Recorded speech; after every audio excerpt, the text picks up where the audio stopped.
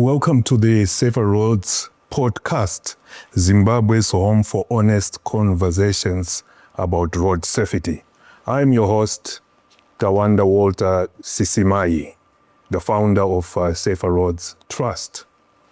The main purpose of the podcast is to discuss all issues around road safety, raise awareness, promote dialogue, and generate recommendations that are actionable. Today, we launch this podcast with a conversation that could not be more timely. Zimbabwe closed the 2025 festive season with 100 lives lost on our roads in just 12 days, a 30% increase on the previous year. To help us understand what is happening on our roads and what must be done, I'm joined today by the Managing Director of the Traffic Safety Council of Zimbabwe, Mr. Munesu Munodawafa. Welcome to the Safer Roads podcast, Mr. Munodawafa. Thank you so much, and thank you for inviting us. It's a great honor to be here. Okay. Thank you, Mr. Munodawafa. Before we get into the statistics and the hard issues, I want our viewers and listeners to get to know who you are. You have had a career in government, within government, before arriving at the Traffic Safety Council of Zimbabwe. Mm-hmm. Can you walk us through that journey briefly? Thank you very much. Where do I even begin? Well, this is a village boy born in Masvingo, Marongere village, grew up, went to primary school there, then for secondary, went to St. Peter's Kubatana in Highfield. Thereafter, Cranbourne Boys High School, University of Zimbabwe. Then eventually, I joined government, Ministry of Finance in 1989. I rose through the ranks, and around 1998, I joined the Ministry of Transport for the first time. Okay. In 2002, there is a crisis at the National Railways of Zimbabwe. And I'm seconded there as the general manager for 3 years. On leaving NRZ, I come back because it was a secondment. I requested government then not to extend my contract. So I came back to government, Ministry of Finance, Transport again. Then eventually I am promoted to become permanent secretary for transport. Mm-hmm. In 2012, I served 5 years. In 2017, I am transferred to be permanent secretary for mines and mining development for 2 years. Then 2018, this is now under the Second Republic, I am transferred to form the Ministry of Environment and Tourism, because then they were separate. So my role was to merge the two ministries as accounting officer. And eventually, in terms of the Constitution of Zimbabwe, Section 205, a permanent secretary can serve for a period of 10 years. So my 10 years is up. I leave government. But, I thank the government of Zimbabwe. And of course, there was grace from the Lord. Immediately, I finished the work on 31 August and 1 September. I'm redeployed as Managing Director, Traffic Safety Council of Zimbabwe. Traffic Safety Council, by the way, being a parastatal under the Ministry of Transport. Okay. So there were a lot of issues I had dealt with as PS that then came, which perhaps became my advantage as well, because I knew a lot of issues around road safety, and it was a smooth transition. Okay. And here I am. It's almost 4 years later. Congratulations. Thank you so much. Speed. Oh, yeah! It thrills. But it kills. Obey traffic laws and drive within set limits. This message is brought to you by the Traffic Safety Council of Zimbabwe. Safety first. There is no second chance. All right. So, is safety, road safety, is it a calling or is it just a job for you? Initially you think it's a job, but you realize that it's a calling. Mm-hmm. There are issues that I have been passionate about. And I hope we'll get a chance to talk about the Road Accident Fund, mm-hmm. because that issue dates back to the time that I was PS. Okay. In 2013, I remember hosting a SADC meeting, mm-hmm. talking about road accident funds. And that's where the genesis of the Road Accident Fund, as it now stands, begins for Zimbabwe, because there were experiences in the region. And when the talk first came that I could be redeployed elsewhere in government, perhaps at a parastatal, and Traffic Safety Council was mentioned, the first thing that came to mind was there's unfinished business. So maybe fate, maybe the Lord saw it necessary for me to come and finish what I had not finished as PS. So perhaps using that context, it could be a calling. Okay, very interesting then. So what was your first priority when you took this role of Managing Director of Traffic Safety Council? You know, a lot of things came to mind when it was now official that I'm going there. And one of the things that came to mind was obviously the road accident fund. The second thing that came to mind was the whole issue of the whole of government integrated approach into road safety. And that touches also issues to do with enforcement. And I saw an opportunity for Traffic Safety Council to be part of the Zimbabwe Integrated Transport Management System, which is under the Ministry of Transport. It has Zinara, has VID, now ZBC has also come in, and we also finding space as Traffic Safety Council of Zimbabwe. We are the registrar of driving schools, and you want your vehicle to have certificate of fitness. The vehicle must have insurance. The vehicle must also have passenger liability insurance, and so forth. And that is a module you get under the ZIMTIS project. So I said to myself, automation is one of the things that I will do. But when I then went in, I looked at the structure of the Traffic Safety Council. I realized that we were in 6 provinces. We were not in Mat North, Mat South, Mat Central, and Mat East. And my priorities changed because I said we need to be closer to the people. But it was not just my intuition. I also then had a customer satisfaction survey carried out by an independent consultant. And one of the things we noticed was that Traffic Safety Council was least known in Mat North, Mat South, and Mat Central. And to me, it was not coincidence. It was simply the fact that we were not there. So my priorities then changed. I said, first is devolution. And I'm pleased to say that we are now in all the 10 provinces of the country. That's one of the things I've managed to do in the last 4 years. And our reach has improved. And it's not just me thinking. But there are areas that we never used to do, for example, the defensive driving courses. We have been in Cholocho, we have been in Dete, we have been in Filabusi, the areas that we ordinarily would not have serviced. It come closer to home. We had Chitungwiza, an office in Chitungwiza, but then it was a satellite office for Harare. My thinking was we need to change it. Instead of looking towards Harare, let it face the other side, which it did. And the next morning we woke up and we had Mashonaland East Province. Now they stretch their work, takes them all the way to Nyamapanda, Mudzi, Mutoko, Morewa, and right down to Chivu. So in terms of coverage, we are now known better. The recent customer satisfaction survey was very humbling.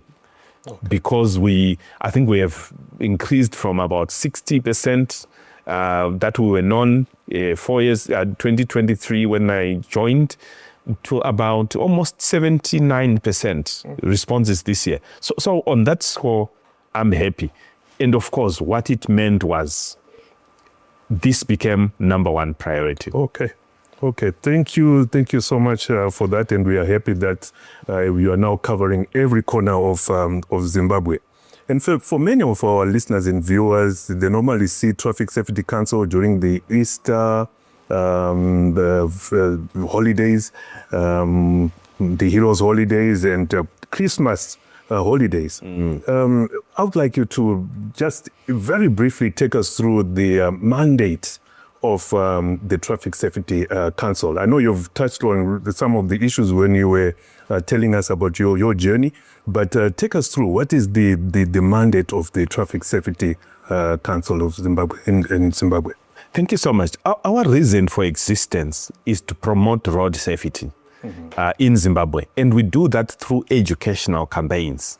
So that is the loud side of us, or the visible side of us, if you want to use that language. The second thing that we do is we are the authors of the Highway Code, which is the syllabus for road safety in Zimbabwe, which is then bought, sold, and VID does the testing. That's just separation of roles. Importantly, we are the registrar of driving schools. If somebody wants to open a driving school, they come to us. We give them the criteria that is required, and we register if they meet the criteria. But that also makes us an inspectorate, because we then have to enforce compliance insofar as driving schools are concerned. So the registrar of driving schools is another key and important role that we play. And then the other known side of us, we are the only institution in the country that is certified to do the defensive driving course and issue the certificate for defensive driving. So that is the other side of us. Those are the four key things that we do.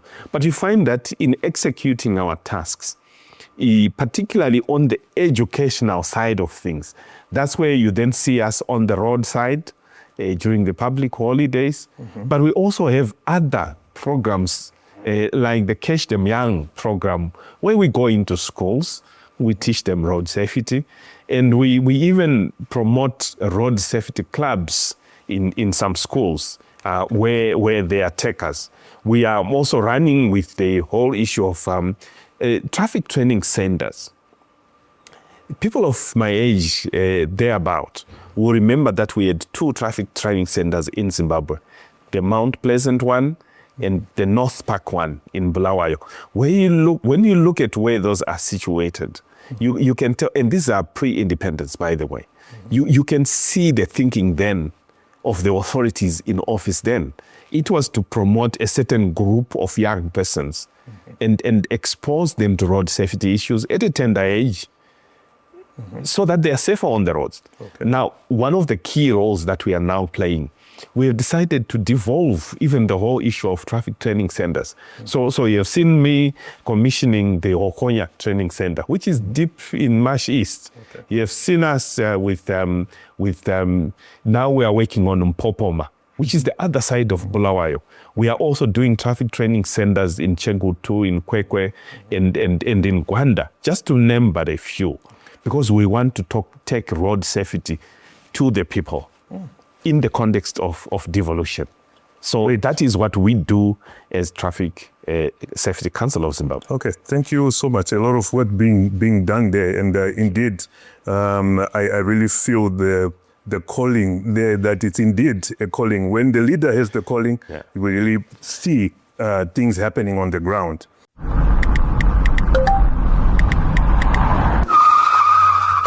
Texting while driving. What a dangerous thing to do on the wheel. Be smart. Put the phone down. Don't text and drive. This message is brought to you by the Traffic Safety Council of Zimbabwe. Safety first. There is no second chance. So, turning to your strategic priorities for this decade, what can you say are your strategic priorities for this decade? Well, we are guided by the international conventions to which we are part to a large extent.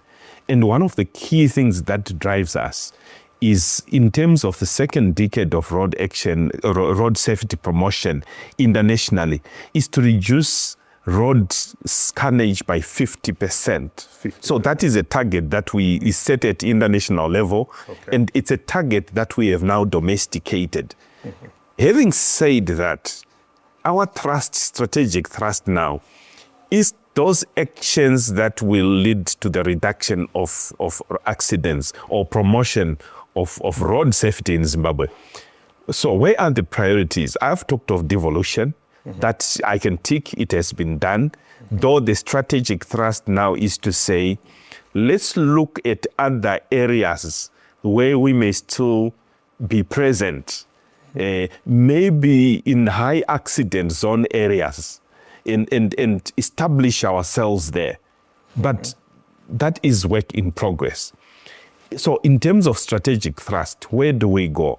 The first thing that we are pushing now is the whole issue of automation of our own services. Internally, that has been achieved. We did that in the last 2 years. But externally, is integration with the ZIMTIS project, which I have talked about, so that we are all entered on the CVR database, so that when your car is approaching, using the basic softwares that are now available, we can read a story about your car, and enforce where necessary, which takes us to another discussion where we have been pushing government and as an advocacy, as it were, to say, let's embrace electronic enforcement of road rules in Zimbabwe. So as we are talking, the Ministry of Home Affairs is running with the whole issue of electronic enforcement. I am aware that they've put up a couple of cameras in Harare as a pilot project.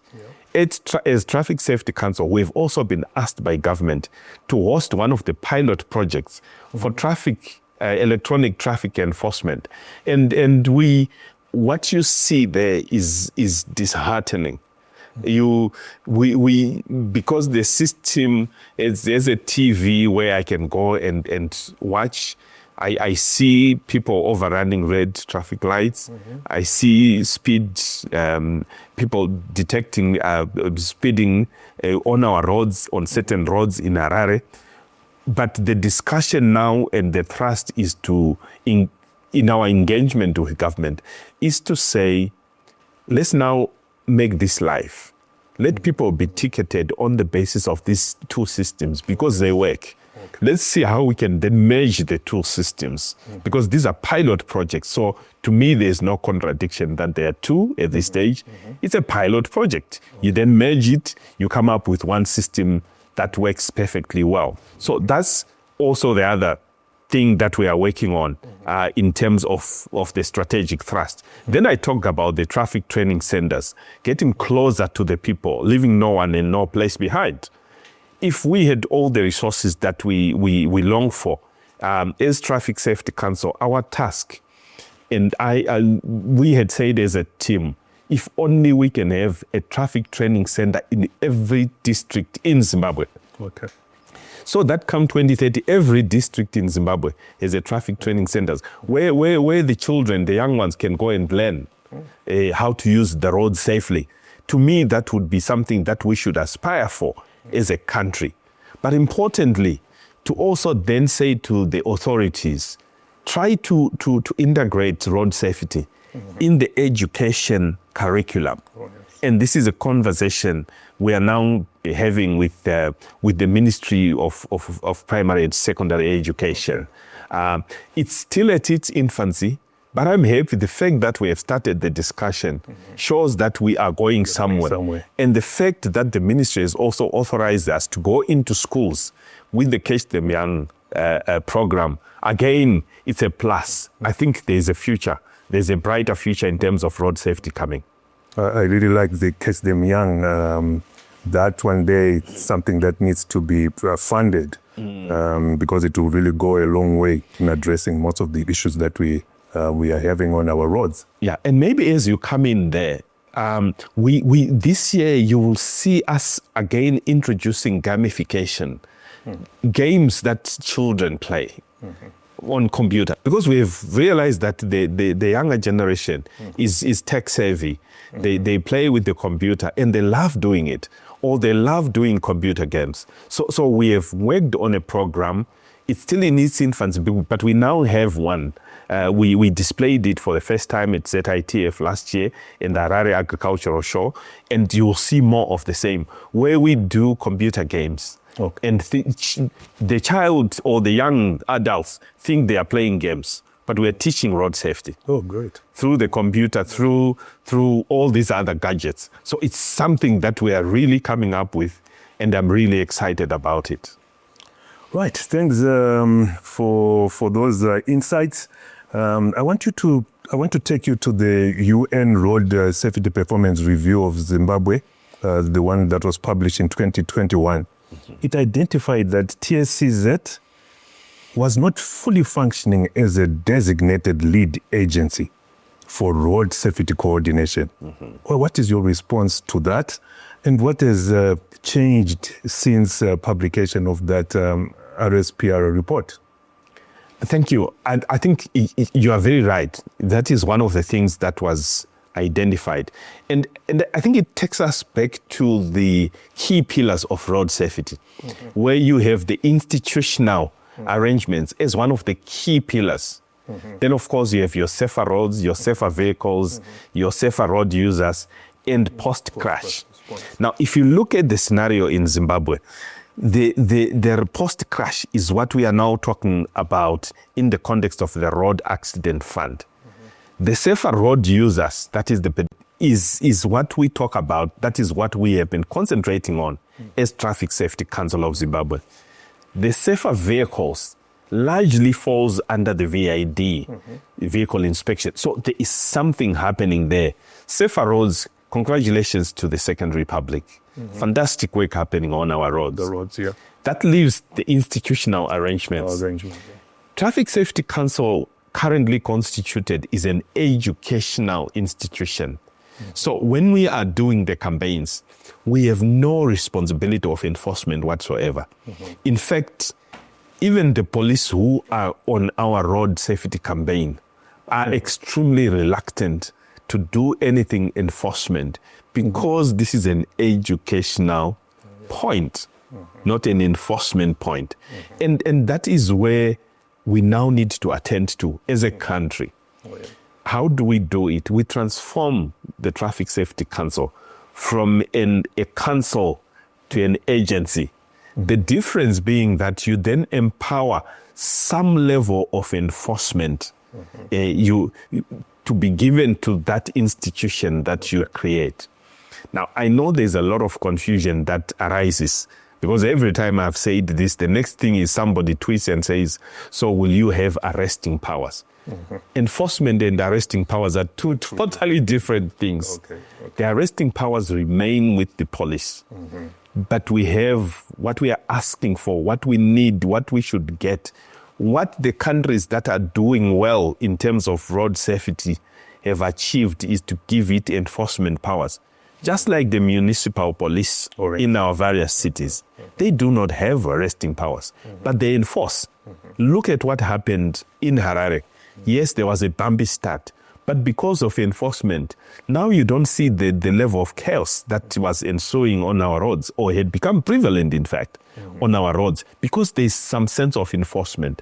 Traffic Safety Council of Zimbabwe should have, as the agency now, the authority to say, we suspect this bus is not roadworthy.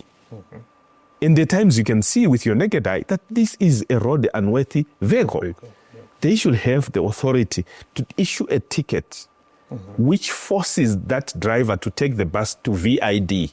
In other words, they are not replacing VID, but they are simply saying, go and get your vehicle checked. Give me your certificate of enforcement, of fitness on the road. Those are the basic powers and authority that an agency will have. And that is imperative because you cannot pretend that you can be effective. You see a vehicle going in that side, you are at a checkpoint, there are four passengers at the front.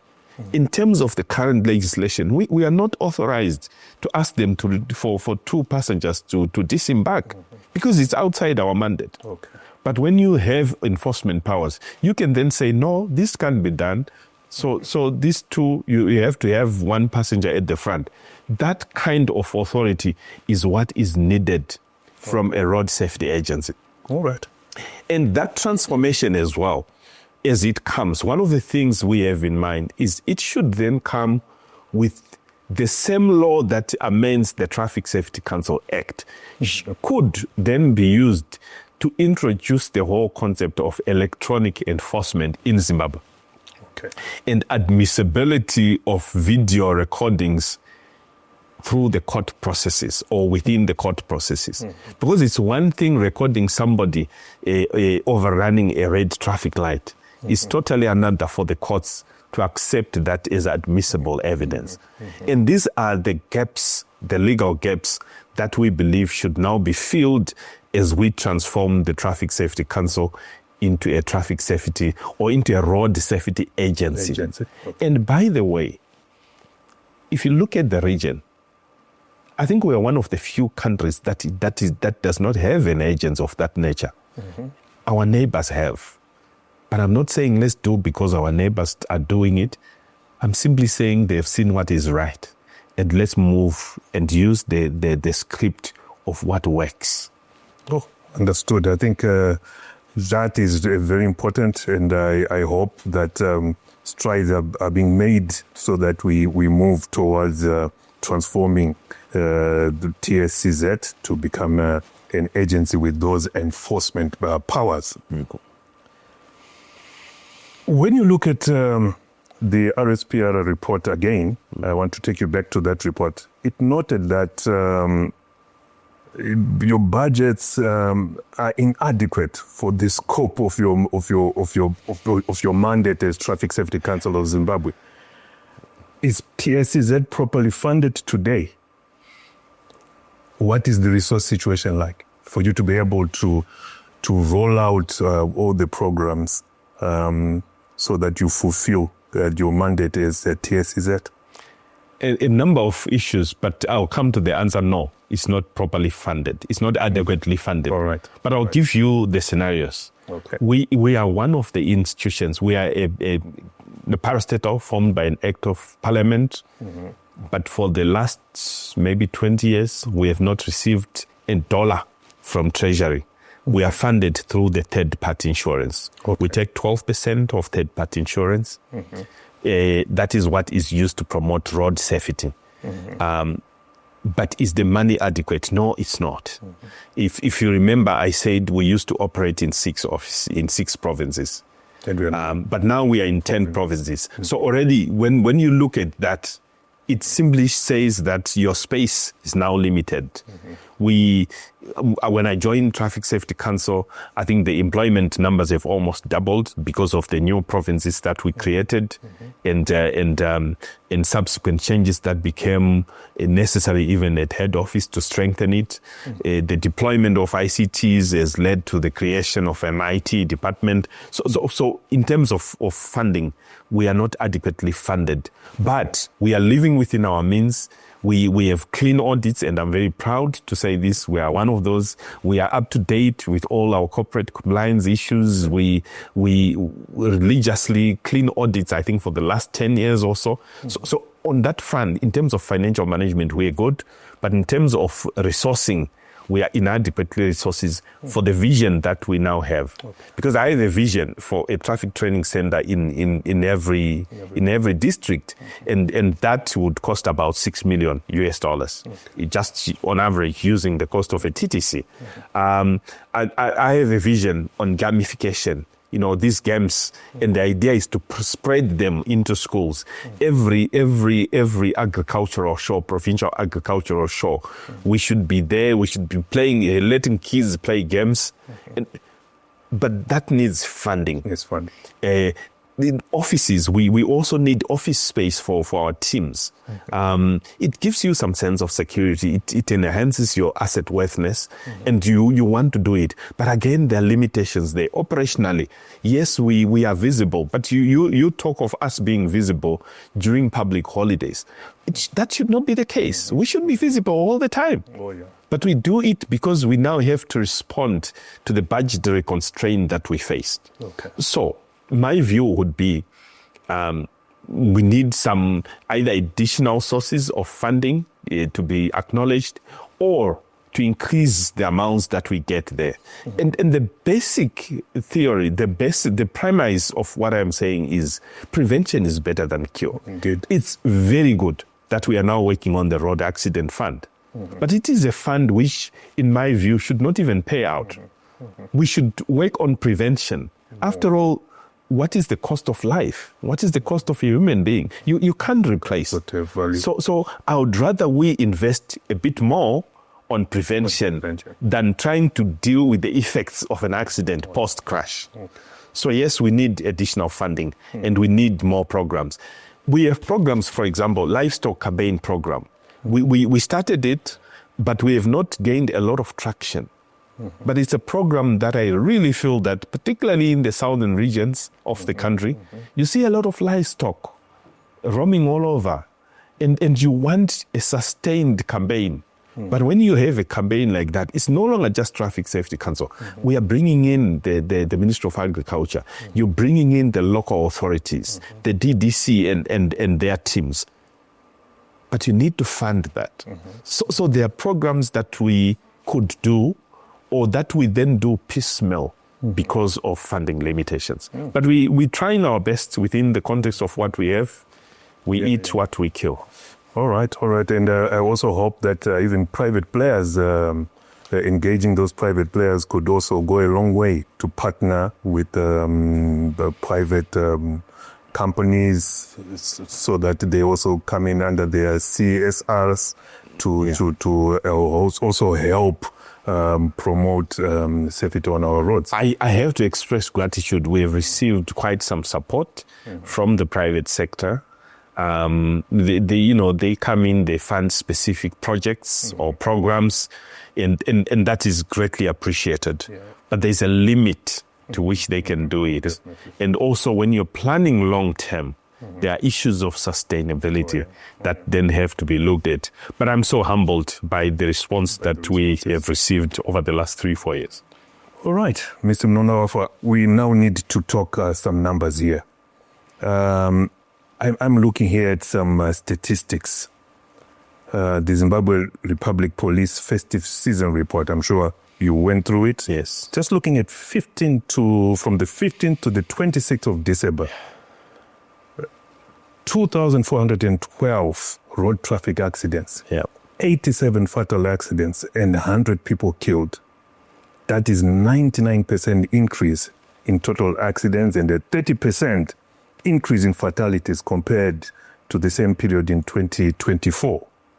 When you saw these numbers, when you saw this report, what was your reaction? Yeah. You know, when you think you have put in your best, when you think you have put your best foot forward, when you think you have the whole plan set to reduce accident over the festive season, and those numbers come, they are disturbing. Yeah. But I want to point to a few things. Firstly, and again, it hit us in our face. The day that we launched the festive season road safety campaign, on the same day, 17 lives were lost on our roads. I remember that, yeah. And unfortunately, including 10 lives that were lost a few kilometers further than the point that the launch was. So that hit us, but it gave us, some of us, further resolve to say, we now have to work. We now have to push harder. Then you also say, this game, it has to be evidence-based. Oh, yes. What could be the problem? So I went into those figures, and we did with the police. And what do we realize? And I'm now talking up to 26 December, the numbers that you're speaking to. One of the things that shocked us was that of the 100 that you talk about, 37 were pedestrians. Yes, indeed.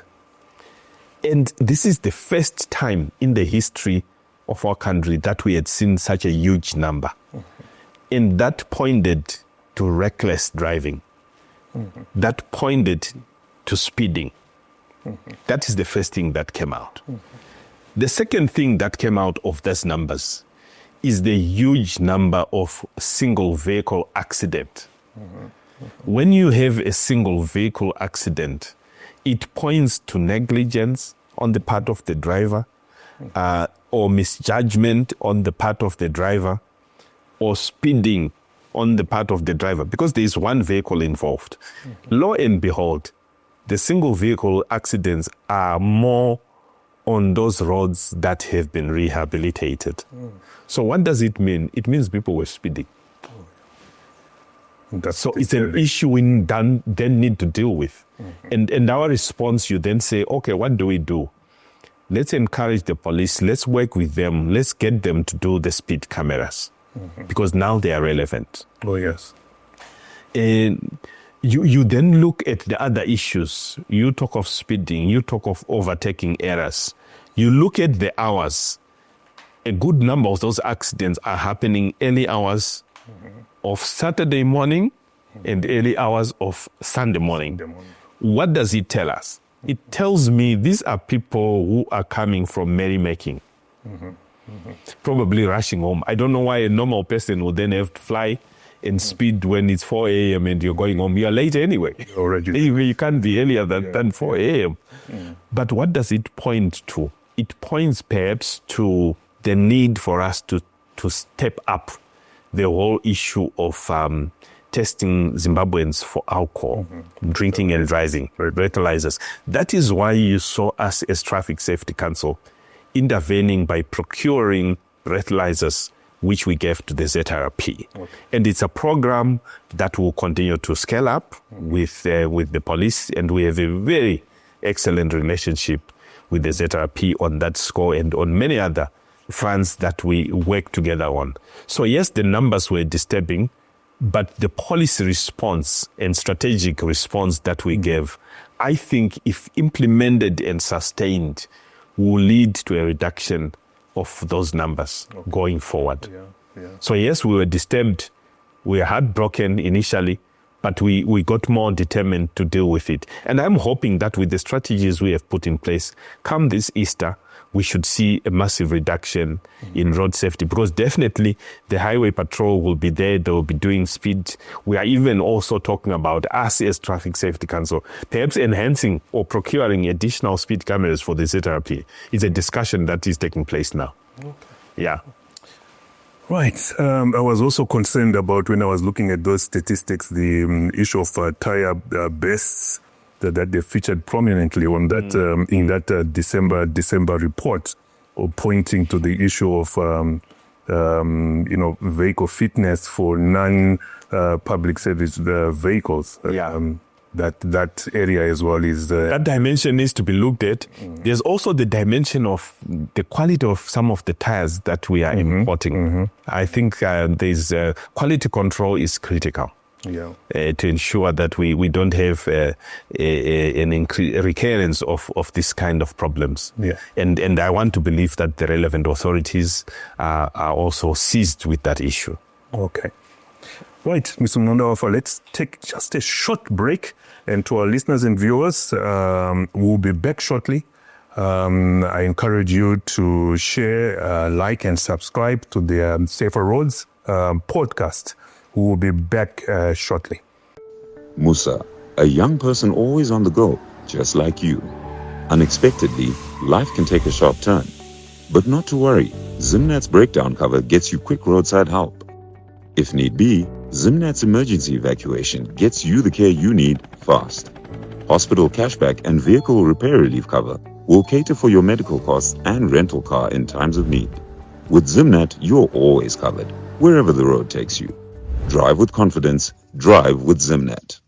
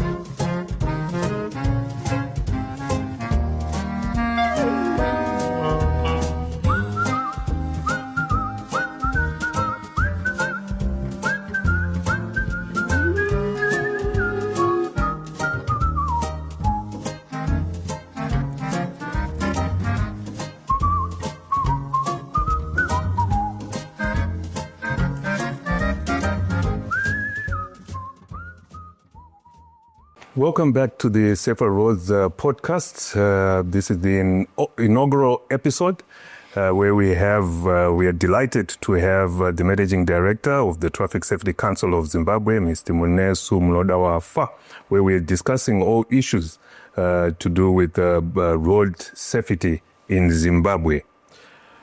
Mr. Munodawafa, I want to take you to the issue of the defensive driving certificate, defensive DDC.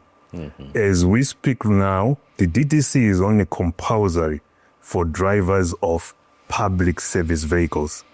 But when you go into the RSPR report, even in other reports that I've been reading through before the RSPR, there was talk about making the DDC compulsory for all drivers in Zimbabwe. Take us through that proposals and what you think about it. Well, thank you very much. The defensive driving course is a very important program as far as I'm concerned. You see, when you take your driver's license, when you go for the initial one, you're taught how to move a car, which is very good, and to avoid, the basic things. But the defensive driving course now takes you in that zone where it teaches you not just to drive your car, but to mind all the other cars around you and how to stay safe despite the adverse conditions around you. So it's an enrichment in terms of driving course. Now, whether or not it should be compulsory, if you ask me my honest and personal opinion, as somebody, not because I'm MD of Traffic Safety Council of Zimbabwe, but as somebody who has set for those 2 days. By the way, it's just 2 days training program. I sat in that class when I was the MD, but I sat in that class, I went through it, and I realized that it is such an important program. I've taken through some CEOs of various organizations, and invariably, where the CEO or somebody senior from an organization has attended, they've requested that it becomes mandatory in their organization. That's how important it is. Right. Now, PSVs, yes, legally that is the story. That is the current arrangement. But my view is going forward, it's something that needs to be compulsory, to be made compulsory in Zimbabwe, so that everybody, because the other shortfall of only having the PSV drivers is that good as they may become, they are still in an environment where the others are not practicing safety on the roads. So you can only do so much as a person. But way forward, in my view, let it get compulsory. Yes, there were also issues to do with capacity. But as I have said, we have transformed, and we are transforming as Traffic Safety Council. If we are given enough lead time, it's something that we'll be able to adapt to. And with the team around me, the team around us, and our leadership, the board, we can do it. Oh, great. I'm also one person who believes that because I've undergone that DDC, and I've seen that quite a lot of things. Yeah. I learned a lot of things that helped me to be a better driver on the road. So we hope that pretty soon that this becomes a reality, that every driver becomes a defensive driver in Zimbabwe. Right, I want to take you to some numbers again here. WHO estimates that Zimbabwe's actual road fatality figure could actually be 3 times higher than the official count, meaning we could be losing closer to 6,000 people every year, not 2,000. And that discrepancy is big, 6,000 to 2,000. Yeah. How do we close this data gap, and why does it matter? Take us through that. Firstly, why does it matter? It matters because when you plan, when you roll out policy response and strategies, it must be evidence-based. You must have some numbers that you use, because the numbers will influence the level of response, the degree of response, and even the amount of financial and other resources that have to be deployed. So yes, it matters. But coming to the numbers itself, our numbers as Zimbabwe, the official source of our numbers is the Zimbabwe Republic Police. Okay. That is what the government of Zimbabwe has decided. And any country in the world, by the way, there has to be a designated official source. And in Zimbabwe, it is the ZRP. Is there a problem between our numbers and the World Health Organization? No. And I know it sounds a bit confusing here, but the reason why the numbers are different is that we're using a different yardstick. Okay. In Zimbabwe, in terms of our laws, what we agreed is that an accident, somebody who dies, for example, in an accident, is somebody who, within the period of 14 days, in other words, we monitor you for the 14 days. If it is after 14 days, then the cause may not be an accident. It could be something else. Okay. Maybe you are admitted in hospital and then in the process something else then happens, or you discharged and then you then, but it's not necessarily attributed to the accident. Okay. When you look at the World Health Organization numbers, they track the person for a much longer period. So this is the same person, has been involved in an accident, is released or discharged from hospital. 6 months later, the person dies. When you look at the WHO and the way they trace their numbers, it may still be attributed to this accident. So it's just a different measuring period that is being used. Okay.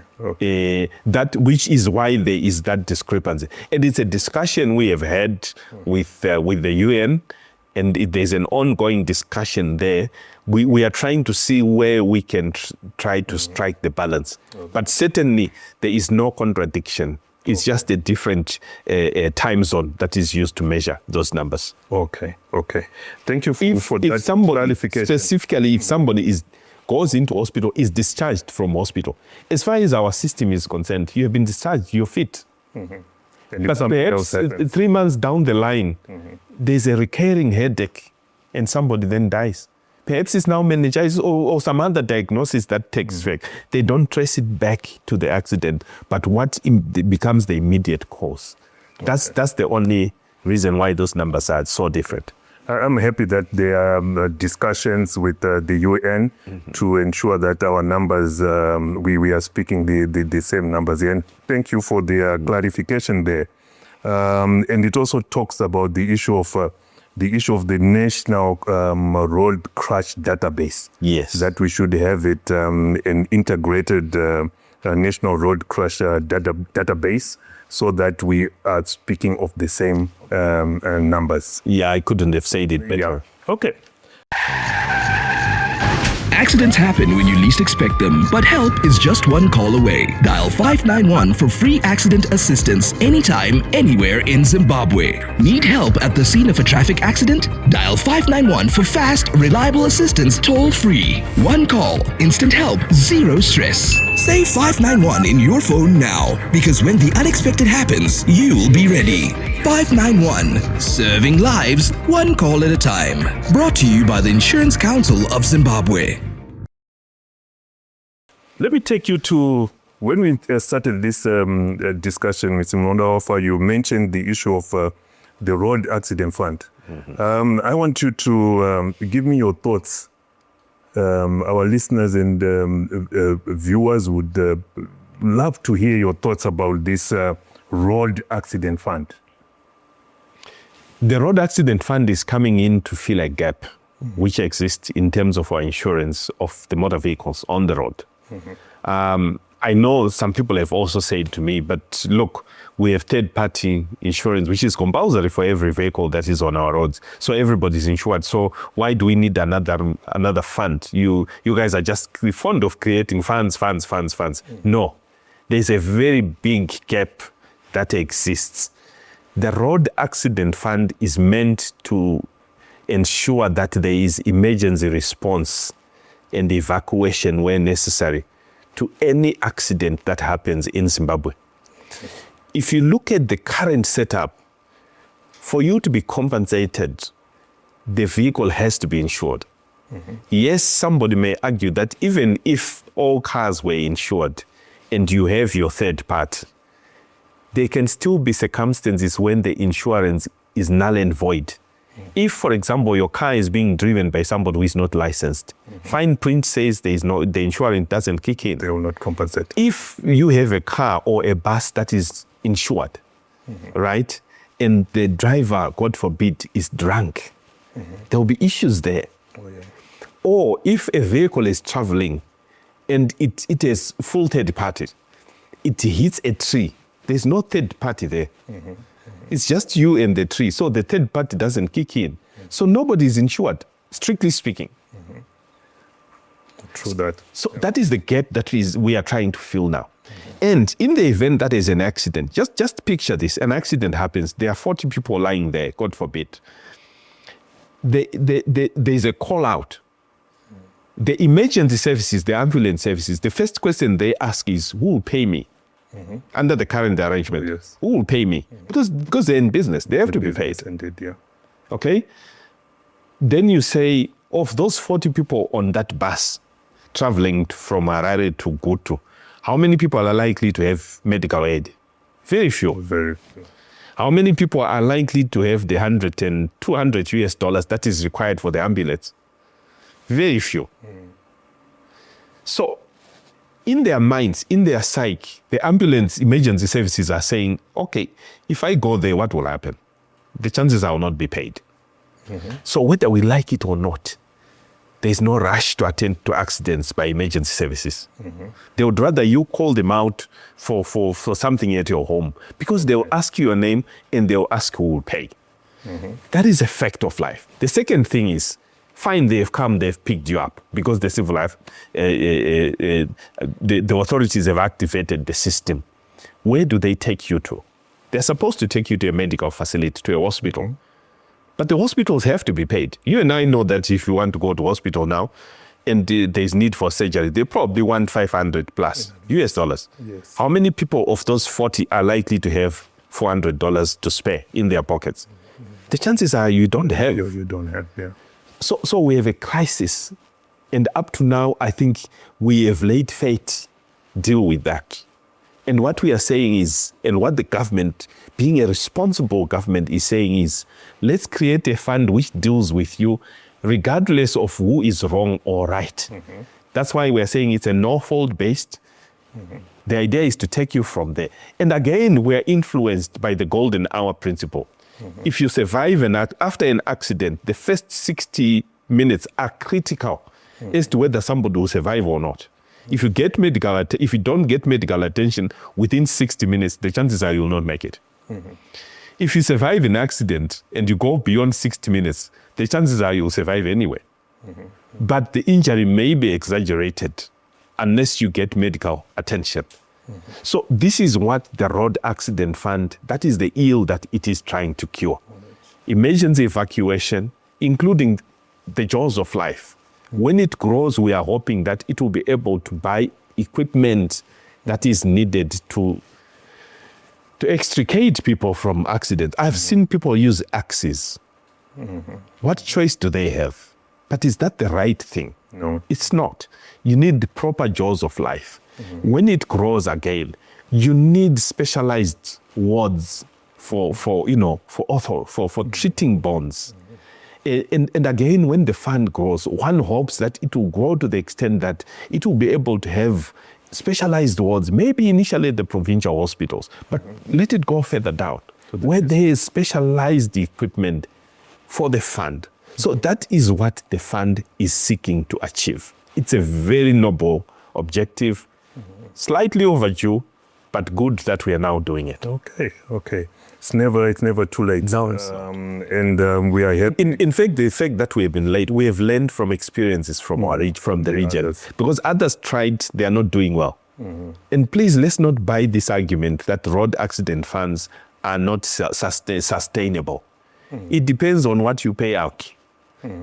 You may wish to consider scaling it up. Initially start with the basics that is required to ensure that somebody survives. Okay. Before you start paying all the other nice to have amounts that you can think of. Okay. Yep. So I think one takeaway that I pick from what you're saying is we have learned from our colleagues, our friends in the region, Yes. South Africa, Botswana, Namibia, Yes. and our fund if we do it right, it should be the best fund in SADC if we learn from the mistakes that our other countries have made. It's something that I'm also looking forward to, and I think it's a welcome development for Zimbabwe. Mm-hmm. Mr. Munodawafa, if you could pass one law, make a policy change, and let's say you secure one resource tomorrow to immediately save lives on Zimbabwe roads, what would it be? The law would relate to electronic enforcement. Okay. In the context of transformation of the Traffic Safety Council of Zimbabwe, so that you limit direct human intervention. The resources I would require would be resources to enforce that by way of speed cameras, by way of cameras on the various traffic lights in Zimbabwe, by way of empowering motor vehicles, unmarked, that are stationed strategically in various parts of the country, where even if you're speeding, they don't have to stop you, but your ticket will follow you home. Like they do in other countries. Okay. If we did that, I'm telling you, after 6 months, there will be total normalcy. On our roads. That has to be coupled, of course, by deterrent fines. Okay. Because a fine is something you can avoid paying. So I also don't buy the argument that the fine is too heavy. I was privileged one time to travel via Dubai, and I saw a signpost which says picking up passengers here is illegal. Fine 10,000 dirham.